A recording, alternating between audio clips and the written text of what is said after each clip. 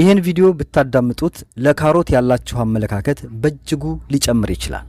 ለመሆኑ ካሮት ለሰውነታችን ለጤናችን ምን ያህል ጠቃሚ እንደሆነ ስንቶቻችሁ ታውቃላችሁ? ዛሬ በዚህ ቪዲዮ የማጋራችሁ ይሆናል። ከዛ በፊት ግን በጣም አርጌ አመሰግናችኋለሁ። ከልብ አመሰግናለሁ። አንድ ቪዲዮ ላይ ታስታውሱ ከሆነ ዩቲዩብ ቻናል አለኝና እየገባችሁ ሰብስክራይብ አድርጉኝ። እኔ ለእናንተ በዚህ የጤና መረጃዎችን ስለቅ በዩቲዩብ መለቃለሁና እኔንም እንደመደጎም እንደመርዳት ስለሆነ እባካችሁ እየገባችሁ ሰብስክራይብ አድርጉኝ ብዬ ተናግሬ ነበር። የዛን ሰዓት 3000 ነበር ሰብስክራይብ የነበረው።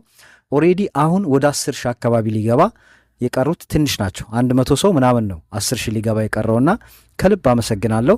አሁንም ሰብስክራይብ ያላረጋችሁኝ ሰብስክራይብ ያረጋችሁ 100,000 እንደምታስገቡኝ ምንም ጥርጥር የለውም።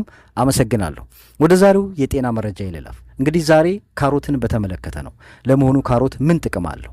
ካሮት እንግዲህ የመጀመሪያው ለተሻለ እይታ ነው። በተለይ ጥናቶች እንደሚያሳዩት ካሮት ውስጥ ያለው ሉቲንና ሊዮኮፒን የተባሉ ንጥረ ነገሮች እይታን ከመጠበቅ ባሻገር በምሽት ጊዜ ለማየት ይጠቅመናል ማለት ነው።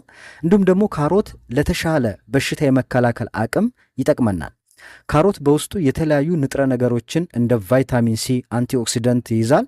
ይህም የሰውነት መከላከል አቅምን ይጨምራል። ሁልጊዜ ካሮት መመገብ ሰውነት ከበሽታ አምጪ ህዋሳት መከላከል ይችላል ማለት ነው። ሌላው ካሮት ክብደትን ለመቀነስ ነው። ክብደት ለመቀነስ ካሰቡ ምግብ ውስጥ በፋይበር የበለጸጉ የምግብ አይነቶችን ማካተት ያስፈልጋል። ከነዚህ መካከል ካሮት የሚይዘው የፋይበር መጠን ከፍተኛ በመሆኑ ለዚህ ይጠቅመናል ማለት ነው። ክብደት ለመቀነስ እጅግ በጣም ተመራጭ የምንለው ነው ማለት ነው። ሌላው ካሮት የምግብ መፈጨትን ለማስተካከል ይረዳናል። በተለይ ምግብ ከበላን በኋላ የምግብ አለመፈጨት በሚኖርበት ጊዜ እንዲፈጭ ያደርጋል። ምክንያቱም በፋይበር የበለጸገ በመሆኑ የስነ ልመት ስነ ስርዓትን ለማሳለጥ ወይም ደግሞ ለማፋጠን ይጠቅመናል። ድርቀትንም ይከላከላል። በተለይ የሆድ ድርቀት ያለባቸውን ሰዎች የመከላከል አቅም አለው ማለት ነው። ሌላው ካሮት ኮሌስትሮልን ለመከላከልና የልብ ጤንነትን ለመጠበቅ በእጅጉ ይጠቅማል። አሁንም በፋይበር ይዘቱ ምክንያት የበዛ መጥፎ ኮሌስትሮን ለመቀነስ ይጠቅማል። ተያይዞም ደግሞ የልብ ጤንነትንም ለመጠበቅ ያገለግለናል ማለት ነው። ሌላው ካሮት የደም ግፊትን ለመቀነስ ነው። መጥፎ ኮሌስትሮን ከመቀነስ ጋር ተያይዞ ካሮት በፖታሲየም የበለጸገ ነው። ፖታሲየም በደም ስሮች ውስጥ ያለውን ውጥረት በመቀነስ የደም ዝውውርን ያስተካክላል። ተያይዞም ደግሞ ግፊትን ለመቀነስ ያገለግላል ማለት ነው።